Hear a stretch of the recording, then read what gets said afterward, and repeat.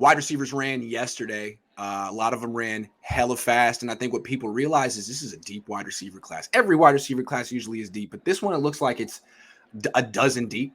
And if you could get one of the top 12, 13 guys, you might just find yourself a quality starter. That means the Niners could take a wide receiver in round 2, but they could even wait until the 93rd pick and get someone nice. So I'm going to throw a couple names out there. Tell me if you've heard anything. And if not, these are just names to keep on to start. If you want a starting place for research on wide receivers the Niners could draft in round 3, how about Khalil Shakir from Boise State? Just ran a 4.35. There's Mondale Robinson from Kentucky, ran a 4.44 as compared to Debo. He's 5'8". He led the league. He led the nation in catches over 20 yards, and he's also really good after the catch. 5'8", though. And then there's John Mechie, the third from Alabama, who tore his ACL at the end of the year. Supposed to be really good. Those are 3 names of guys who were sort of projected at that end of the 3rd round area. Just throwing them out. Have you heard anything about those guys?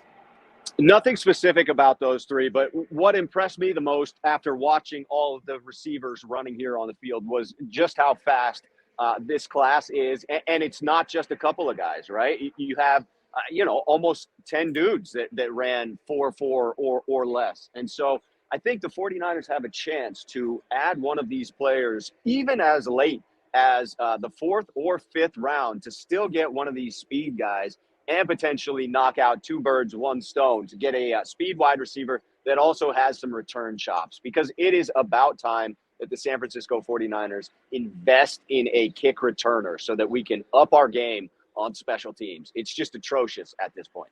And what's funny is, like, I'm just getting to know these wide receivers just now. And it's like the last 5 years, it's all about getting let me try English. It's been all about getting targets over the middle of the field for Jimmy.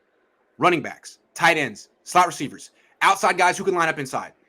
Trey Lance is the exact opposite. Early on in his career, he's going to be throwing a lot outside the numbers because he has the arm for it. And 2, those are very simple, clear reads. You don't got to worry about safeties. You don't got to worry about linebackers. It's your wide receiver, the cornerback. He's open or he's not. You make the throw or you don't. Like, I think they need to get a lot of targets who specialize winning by the sideline. And I don't know how many guys the Niners have like that right now. They should be looking. I mean, Christian Watson's like that, right?